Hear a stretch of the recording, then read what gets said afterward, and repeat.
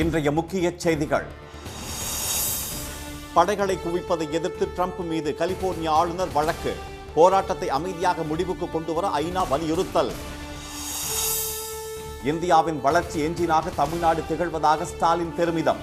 உலக வங்கியுடன் இணைந்து நிலையான வளர்ச்சியை நோக்கி பயணிப்பதாக விளக்கம். கட்டாய கல்வி உரிமை சட்டத்தின் கீழ் 25% இடஒதுக்கீட்டுக்கு நிதி வழங்க தாமதம் ஏன்? தமிழ்நாட்டுக்கு உடனே வழங்க மத்திய அரசுக்கு சென்னை உயர்நீதிமன்றம் உத்தரவு. தமிழ்நாட்டில் 14 மற்றும் 15ஆம் தேதிகளில் அதி கனமழை பெய்ய வாய்ப்பு. நீலகிரி மாவட்டத்துக்கு ரெட் அலர்ட் விடுத்தது வானிலை மையம்.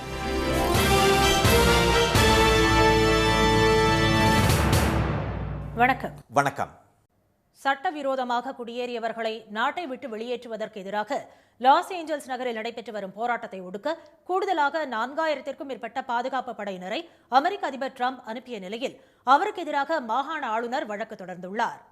இரண்டாவது முறையாக அமெரிக்க அதிபராக கடந்த ஜனவரி மாதம் பதவியேற்ற ட்ரம்ப் அமெரிக்காவில் சட்டவிரோதமாக குடியேறியவர்களை வெளியேற்ற கடும் நடவடிக்கைகளை எடுத்து வருகிறார். லாஸ் ஏஞ்சல்ஸ் நகரில் முறையான ஆவணங்கள் இல்லாமல் சட்டவிரோதமாக தங்கியிருந்ததாக 44 பேர் கைது செய்யப்பட்டனர்.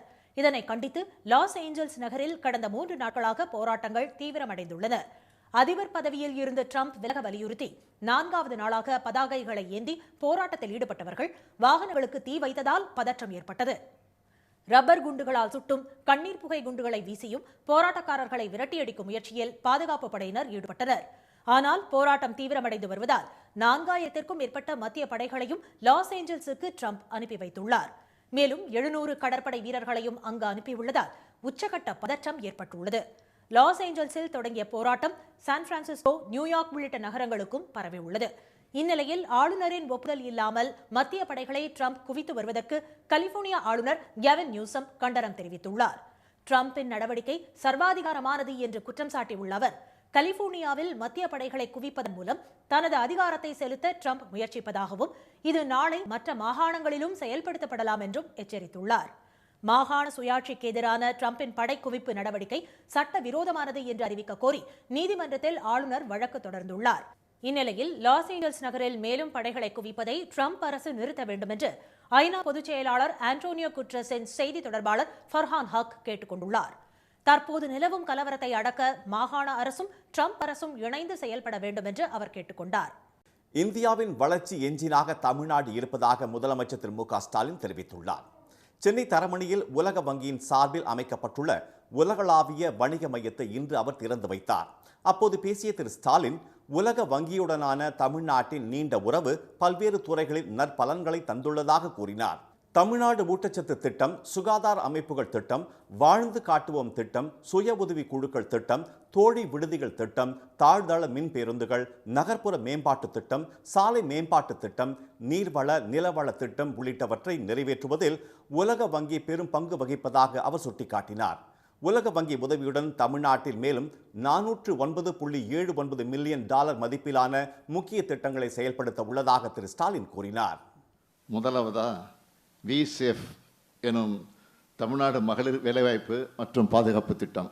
$1 டிரில்லியன் பொருளாதார தடையும்னா அது பெண்களோட பங்களிப்பு இல்லாமல் முடியவே முடியாது. விவசாயம் அல்லாத வளர்ந்து வரும் துறைகளில் பெண் பணியாளர்களோட எண்ணிக்கையை அதிகரிக்கிற நோக்கத்தோடு அடுத்த 5 ஆண்டுகளில் 1185 கோடி ரூபாய் மதிப்பீட்டில் உலக வங்கி உதவியோட இந்த திட்டம் செயல்படுத்தப்படுது.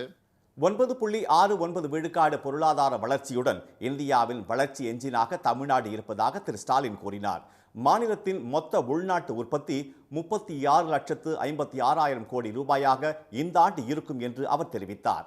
2030ஆம் ஆண்டில் $1 டிரில்லியன் பொருளாதாரம் என்ற பெரிய இலக்கை நோக்கி தமிழ்நாடு பயணிப்பதாக கூறிய திரு ஸ்டாலின், அந்த இலக்கை அடைவதில் உலக வங்கியுடனான தமிழ்நாட்டின் உறவு வெறும் கடனுதவி சார்ந்தது அல்ல என்றும் தொழில்நுட்பம், கொள்கை உருவாக்கம் மற்றும் அறிவு சார்ந்த பார்ட்னர்ஷிப் என்றும் கூறினார். நீண்டகால இலக்குகளை எட்டுவதில் மாதிரி மாநிலமாக தமிழ்நாட்டை உருவாக்க உலக வங்கியுடன் தமிழ்நாடு அரசு இணைந்து செயல்படும் என்று திரு ஸ்டாலின் தெரிவித்தார்.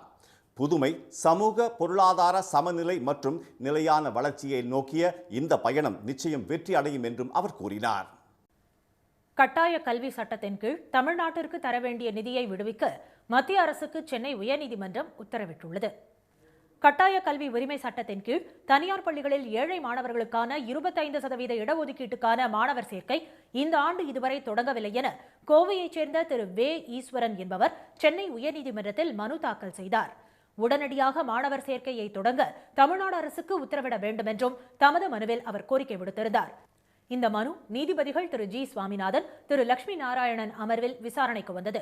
அப்போது தமிழ்நாடு அரசு சார்பில் ஆஜரான கூடுதல் தலைமை வழக்கறிஞர் திரு ரவீந்திரன், கல்வி உரிமை சட்டத்தில் 25% இடஒதுக்கீடு மாணவர்களுக்கான கல்வி கட்டணத்தில் 60% தொகையை மத்திய அரசும் 40% தொகையை மாநில அரசும் வழங்க வேண்டும் என்று விளக்கினார். கடந்த 2021ஆம் கல்வியாண்டு முதல் 2023ஆம் கல்வியாண்டு வரை மத்திய அரசு எந்த நிதியும் வழங்காமல் இருப்பதை சுட்டிக்காட்டிய அவர் 100% தொகையையும் மாநில அரசே வழங்குவதாக குறிப்பிட்டார். மாணவர்களின் கல்வியில் அக்கறை கொண்டுள்ள மாநில அரசு மத்திய அரசு நிதி ஒதுக்காவிட்டால் எடுக்க வேண்டிய நடவடிக்கைகள் என்ன என்பது குறித்து முடிவெடுக்க கடந்த மாதம் ஆலோசனை நடத்தியதாக தமிழக அரசு வழக்கறிஞர் தெரிவித்தார். மேலும் மத்திய அரசு நிதி ஒதுக்காததை எதிர்த்து உச்சநீதிமன்றத்தில் தமிழ்நாடு அரசு வழக்கு தொடர்ந்துள்ளதையும் அவர் சுட்டிக்காட்டினார். அப்போது குறுக்கிட்ட நீதிபதிகள், தனியார் பள்ளிகளுக்கு வழங்க வேண்டிய நிதியை வழங்காமல் இருந்தால் மாணவர்கள் பாதிக்கப்படுவார்கள் என்று குறிப்பிட்டனர். தொடர்ந்து வாதிட்ட தமிழ்நாடு அரசு கூடுதல் வழக்கறிஞர் மத்திய அரசு ஏன் நிதி ஒதுக்கவில்லை என்று நீதிமன்றம் கேள்வி எழுப்ப வேண்டும் என்றும் கேட்டுக்கொண்டார். அதை ஏற்று மத்திய அரசு நிதி ஒதுக்காமல் இருப்பது பற்றி நீதிபதிகள் கேள்வி எழுப்பினர். அனைத்து மாநிலங்களுக்கும் நிதி ஒதுக்கப்பட்டு வருவதாகவும் சில காரணங்களுக்காக தமிழ்நாட்டிற்கு நிதி ஒதுக்கப்படவில்லை என்றும் மத்திய அரசு வழக்கறிஞர் தெரிவித்தார். அப்போது குறுக்கிட்ட தமிழ்நாடு அரசு வழக்கறிஞர், மத்தியில் ஆளும் கட்சிக்கு தமிழ்நாட்டில் ஒரு எம்பி கூட இல்லை என்பதே இதற்கு காரணம் என்று கூறினார். இதையடுத்து கட்டாய கல்வி உரிமை சட்டத்தின் கீழ் 25% இடஒதுக்கீட்டு இடங்களுக்கு தமிழ்நாட்டுக்கு ஒதுக்க வேண்டிய நிதியை உடனே விடுவிக்க வேண்டும் என்று மத்திய அரசுக்கு நீதிபதிகள் உத்தரவிட்டனர். அந்த நிதியை தனியார் பள்ளிகளுக்கு உரிய முறையில் தமிழ்நாடு அரசு வழங்க வேண்டும் என்றும் தேசிய கல்விக் கொள்கைக்கான நிதியுடன் இதை தொடர்புபடுத்தக்கூடாது என்றும் அவர்கள் தங்கள் உத்தரவில் தெரிவித்தனர். மாநிலங்களவை தேர்தலில் திமுக மற்றும் அதிமுக கூட்டணி வேட்பாளர்கள் போட்டியின்றி தேர்வாகின்றனர். 2019ஆம் ஆண்டு தமிழ்நாட்டில் இருந்து மாநிலங்களவைக்கு தேர்வான திமுக உறுப்பினர்கள் திரு வில்சன், திரு சண்முகம், திரு முகமது அப்துல்லா, மதிமுக உறுப்பினர் திரு வைகோ, பாமக உறுப்பினர் டாக்டர் அன்புமணி மற்றும் அதிமுக உறுப்பினர் திரு சந்திரசேகரன் ஆகியோரது பதவிக்காலம் அடுத்த மாதம் 24ஆம் தேதியுடன் நிறைவடைகிறது. இதையடுத்து காலியாகும் அந்த 6 இடங்களுக்கான தேர்தல் அறிவிக்கப்பட்டு தமிழக சட்டப்பேரவை செயலக கூடுதல் செயலாளர் திரு சுப்பிரமணியன் தேர்தல் நடத்தும் அதிகாரியாக நியமிக்கப்பட்டுள்ளார். தேர்தல் ஆணையம் வெளியிட்ட அட்டவணைப்படி கடந்த 2ஆம் தேதி தொடங்கிய வேட்புமனு தாக்கல் நேற்றுடன் நிறைவடைந்தது. திமுக சார்பில் மக்கள் நீதி மய்யம் தலைவர் திரு கமல்ஹாசன், வழக்கறிஞர் திரு பி வில்சன், கவிஞர் சல்மா, திரு SR சிவலிங்கம் ஆகியோரும், அதிமுக சார்பில் அக்கட்சியின் செங்கல்பட்டு மாவட்ட அவைத் தலைவர் திரு தனபால், வழக்கறிஞர் அணி செயலாளர் திரு இன்பதுரை ஆகியோரும் வேட்புமனு தாக்கல் செய்துள்ளனர். சுயேட்சையாக 7 பேர் வேட்புமனு தாக்கல் செய்துள்ளனர்.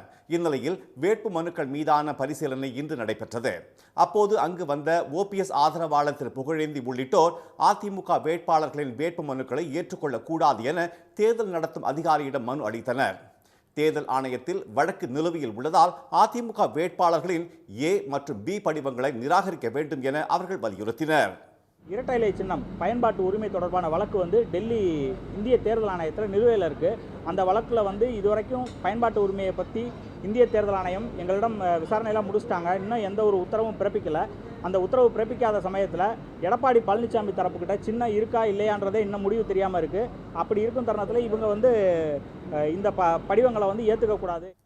இதனைத் தொடர்ந்து நடைபெற்ற வேட்புமனு பரிசீலனையின் போது திமுக கூட்டணி வேட்பாளர்கள் 4 பேரின் வேட்புமனுக்களும் அதிமுக வேட்பாளர்கள் 2 பேரின் வேட்புமனுக்களும் ஏற்றுக்கொள்ளப்பட்டன. வேட்புமனுவுடன் தலா 10 MLAக்கள் முன்மொழிவு கடிதம் அளிக்கப்பட வேண்டும் என்ற விதிமுறை நிறைவேற்றப்படாததால் 7 சுயேட்சை வேட்பாளர்களின் வேட்புமனுக்களும் நிராகரிக்கப்பட்டன. வரும் 12ஆம் தேதி வேட்புமனுவை திரும்ப பெற கடைசி நாள் என்றும் அதன் பின்னர் போட்டி இருந்தால் 19ஆம் தேதி தேர்தல் நடைபெறும் என்றும் அறிவிக்கப்பட்டுள்ளது. தமிழ்நாட்டின் சார்பில் மாநிலங்களவை எம்பியை தேர்வு செய்ய தலா 34 MLAக்களின் ஆதரவு தேவை என்ற நிலையில் MLAக்களின் எண்ணிக்கை அடிப்படையில் 4 இடங்களில் திமுகவும் 2 இடங்களில் அதிமுகவும் வெற்றி பெற வாய்ப்பு உள்ளது. இந்நிலையில் 6 வேட்புமனுக்கள் மட்டுமே ஏற்றுக்கொள்ளப்பட்டுள்ளதால் போட்டியின்றி அனைவரும் தேர்வு செய்யப்படுவது உறுதியாகியுள்ளது. தமிழ்நாட்டில் வரும் 14, 15ஆம் தேதிகளில் அதி கனமழை பெய்யும் என்று அறிவித்துள்ள வானிலை மையம் ரெட் அலர்ட் எச்சரிக்கை விடுத்துள்ளது. மாநிலத்தில் கோடை மழை வெளுத்து வாங்கும் நிலையில் மறுபுறம் பல பகுதிகளில் வெயில் சுட்டரித்து வருகிறது. கடந்த 24 மணி நேரத்தில் அதிகபட்சமாக சென்னையை அடுத்த மணலியில் 8 சென்டிமீட்டர் மழையும் பெரம்பலூரில் 7 சென்டிமீட்டர் மழையும் பதிவாகியுள்ளது. இதனிடையே தென்னிந்திய பகுதிகளின் மேல் நிலவும் வளிமண்டல மேலடுக்கு சுழற்சியால் திருப்பத்தூர், வேலூர், ராணிப்பேட்டை, திருவண்ணாமலை உள்ளிட்ட 12 மாவட்டங்களில் கனமழை பெய்யும் என வானிலை மையம் கூறியுள்ளது. கடலூர், திருவண்ணாமலை, ராணிப்பேட்டை, காஞ்சிபுரம், செங்கல்பட்டு உள்ளிட்ட 10 மாவட்டங்களில் நாளையும், கோவை, நீலகிரி, தேனி, தென்காசி, திருவள்ளூர், ராணிப்பேட்டை ஆகிய மாவட்டங்களில் நாளை மறுநாளும் கனமழை பெய்யும் என்று அறிவிக்கப்பட்டுள்ளது. 13ஆம் தேதி நெல்லை மாவட்ட மலைப்பகுதிகள், தேனி, திண்டுக்கல், தென்காசி, குமரி ஆகிய மாவட்டங்களில் மிக கனமழைக்கான ஆரஞ்சு எச்சரிக்கை விடுக்கப்பட்டுள்ளது. அதைத் தொடர்ந்து 14, 15ஆம் தேதிகளில் நீலகிரி மாவட்டத்தில் அதி கனமழை பெய்ய வாய்ப்புள்ளதாக சென்னை வானிலை மையம் எச்சரித்துள்ளது. பாமக நிறுவனர் ராமதாசும் அவரது மகன் அன்புமணியும் தங்களுக்கு ஆதரவில்லாத நிர்வாகிகளை மாற்றி மாற்றி நீக்கி வருவதால் கட்சியினரிடையே குழப்பம் நீடித்து வருகிறது. பாமக நிறுவனர் ராமதாஸ் அவரது மகன் அன்புமணி இடையே கடந்த சில மாதங்களாக மோதல் போக்கு நீடித்து வந்த நிலையில் கடந்த வாரம் தைலாபுரம் சென்ற திரு அன்புமணி தனது தந்தையை சந்தித்து பேசினார். இந்த சந்திப்பை தொடர்ந்து பாமகவின் நிலவும் பிரச்சினைக்கு தீர்வு ஏற்படும் என்று திரு ஜி.கே. மணி உள்ளிட்டோர் நம்பிக்கை தெரிவித்திருந்தனர். ஆனால் பாமக நிர்வாகிகளை மாற்றும் நடவடிக்கையை திரு ராமதாஸ் தொடர்ந்து மேற்கொண்டு வருவதால் மோதல் தீவிரமடைந்துள்ளது. இதுவரை கட்சி நிர்வாகிகளை டாக்டர் ராமதாஸ் மட்டுமே நீக்கி வந்த நிலையில் தற்போது திரு அன்புமணியும் நிர்வாகி மாற்றத்தை தொடங்கியுள்ளார். தம்மை செயல் தலைவர் என்று குறிப்பிட்ட கரூர் மாவட்ட செயலாளர் PMK பாஸ்கரனை அவர் நீக்கியுள்ளார். டாக்டர் ராமதாஸ் வழியில் செல்லும் தம்மை யாராலும் நீக்க முடியாது என்று திரு பாஸ்கரன் எதிர்ப்பு தெரிவித்துள்ளார். ஐயாவுடன் வேலை செய்வதற்காக, ஐயாவுடன் இருப்பதற்காக எங்கள் மீது பழிவாங்கும் நோக்கோடு என்னுடைய கட்சி பதவியோ உறுப்பினர் பதவியோ பறிப்பதாக கடிதம் வெளியிட்டிருக்கிறார்கள். நான் இதுபோல் 1000 கடிதத்தை வெளியிட்டாலும் ஐயாவுடன் இருப்பேன், ஐயா சொல்படி நடப்பேன், ஐயாவோட பேச்சை கேட்பேன், ஐயாவோட பணியாற்றுவேன். என்னை யாரும் எதுவும் செய்ய முடியாது. அதே நேரம் கரூர் மாவட்ட செயலாளராக PMK பாஸ்கரனை தொடர்வார் என்று திரு ராமதாஸ் அறிவித்துள்ளார். பாமகவின் பொருளாளராக திருமதி திலகபாமாவை தொடர்வார் என்று அன்புமணி அறிவித்ததையும் அவர் இன்று வெளியிட்ட அறிக்கையில் மறுத்துள்ளார். அவர் வெளியிட்டுள்ள அறிக்கையில் பாமக பொருளாளர் என சையது மன்சூர் உசேன் பெயரே குறிப்பிடப்பட்டுள்ளது. மேலும் அன்புமணியின் தீவிர ஆதரவாளரான வழக்கறிஞர் திரு பாலுவை பாமக சமூக நீதி பேரவை தலைவர் பொறுப்பில் இருந்து திரு ராமதாஸ் அதிரடியாக நீக்கியுள்ளார். அவருக்கு பதிலாக வழக்கறிஞர் திரு கோபுவை அந்த பதவியில் நியமித்துள்ளார். இதனிடையே தமிழ்நாடு முழுவதும் 15ஆம் தேதி முதல் 19ஆம் தேதி வரை நடக்கும் 10 மாவட்ட பொதுக்குழு கூட்டங்களில் தாம் பங்கேற்க இருப்பதாக திரு அன்புமணி அறிவித்துள்ளார். தந்தை மகன் இடையே மோதல் முற்றி வரும் நிலையில் மாவட்ட வாரியாக பொதுக்குழு நடத்தப்பட உள்ளதால் பாமக தொண்டர்களிடையே குழப்பம் அதிகரித்துள்ளது. இனி வருவது செய்தி துளிகள். ஆந்திராவில் சித்தூர் மாவட்டம் புலிசரளா மண்டல வனப்பகுதியை ஒட்டிய மாந்தோப்புகள், கரும்பு தோட்டங்கள் வழியாக சாலையில் திடீரென யானை கூட்டம் கடந்து சென்றதால் வாகன ஓட்டிகள் அதிர்ச்சி அடைந்தனர்.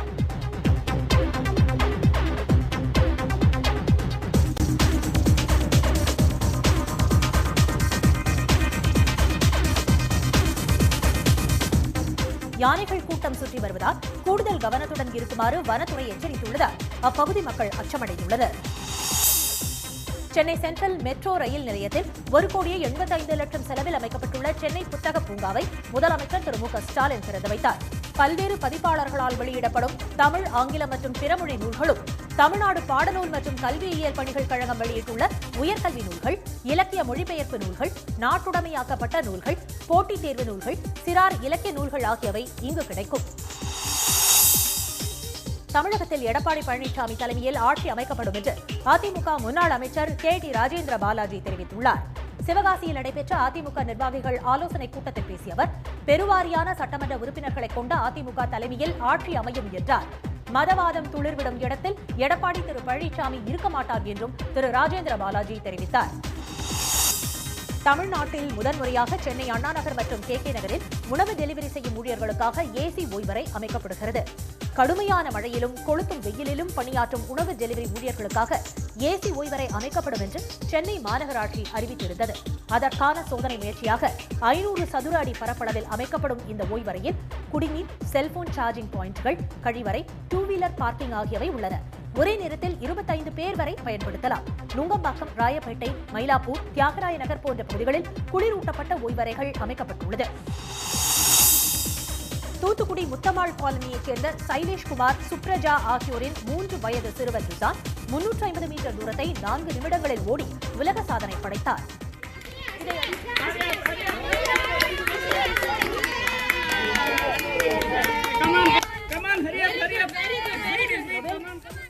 இதையடுத்து நொபேல் உலக சாதனை புத்தகம் சார்பில் சிறுவனுக்கு உலக சாதனைக்கான சான்றிதழும் பதக்கமும் வழங்கி கௌரவிக்கப்பட்டது. சிறு வயது முதலே விளையாட்டில் ஆர்வமாக இருப்பது தெரிந்ததால் உரிய பயிற்சி வழங்கப்பட்டதாக பெற்றோர் தெரிவித்தனர். நீலகிரி மாவட்டம் குன்னூர் அருகே உள்ள முடியக்கி என்று அழைக்கப்படும் ஆழ்வார்பேட்டையில் ஆண்டுக்கு ஒரு முறை திறக்கப்படும் படுகர் இன மக்களின் பூர்வீக கோவிலான மகாலிங்கேஸ்வரர் கோவில் இன்று திறக்கப்பட்டு சிறப்பு பூஜைகள் நடைபெற்றன. கோடமலை கிராமத்தில் முதல் கன்று ஈன்ற மாட்டின் பாலை பச்சை மூங்கிலில் சேகரித்து அதை வைத்து மகாலிங்கேஸ்வரருக்கு அபிஷேகம் நடைபெற்றது. அதே மாட்டின் பாலில் இருந்து தயாரிக்கப்பட்ட நெய் மட்டுமே கோவிலில் விளக்கேறிய பயன்படுத்தப்படும். இந்த விளக்கு அணையும் வரை மட்டுமே கோவில் நடை திறந்திருக்கும். கோயில் திறக்கப்பட்டதை அடுத்து ஏராளமான பக்தர்கள் பாரம்பரிய உடை அணிந்து நீண்ட வரிசையில் நின்று தரிசனம் செய்தனர். இன்றைய வர்த்தக முடிவில் மும்பை பங்குச்சந்தை குறியீட்டு எண் சென்செக்ஸ் 53 புள்ளிகள் குறைந்து 82,392 புள்ளிகளாக இருந்தது. தேசிய பங்குச்சந்தை குறியீட்டு எண் நிப்டி 1 புள்ளி உயர்ந்து 25,104 புள்ளிகளாக நிறைவடைந்தது. சென்னையில் இன்று ஆபரண தங்கத்தின் விலை சவரனுக்கு 80 ரூபாய் குறைந்து ஒரு சவரன் 71,560 ரூபாயாகவும் ஒரு கிராம் 8,945 ரூபாயாகவும் உள்ளது. வெள்ளி விலை கிராமுக்கு 1 ரூபாய் உயர்ந்து ஒரு கிராம் 119 ரூபாயாக உள்ளது. மீண்டும் இன்றைய முக்கிய செய்திகள். லாஸ் ஏஞ்சல்ஸ் நகரில் நடைபெற்று வரும் போராட்டத்தை ஒடுக்க மத்திய பாதுகாப்பு படையினரை குவித்து வரும் அதிபர் டிரம்புக்கு எதிராக மாகாண ஆளுநர் வழக்கு தொடர்ந்துள்ளார். இந்தியாவின் வளர்ச்சி எஞ்சினாக தமிழ்நாடு இருப்பதாக முதலமைச்சர் மு க ஸ்டாலின் தெரிவித்துள்ளார். தமிழ்நாட்டில் வரும் 14, 15ஆம் தேதிகளில் அதி கனமழை பெய்யும் என்று அறிவித்துள்ள வானிலை மையம் நீலகிரி மாவட்டத்திற்கு ரெட் அலர்ட் விடுத்துள்ளது. இத்துடன் இந்த செய்திகள் நிறைவடைந்தன. மீண்டும் சன் டிவியில் செய்திகள் காலை 7:30 மணிக்கு.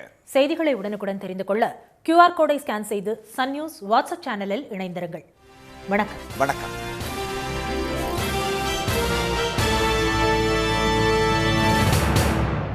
உடனுக்குடன் செய்திகளை தெரிந்து கொள்ள சன் நியூஸ் பெல் ஐகானை கிளிக் பண்ணுங்க.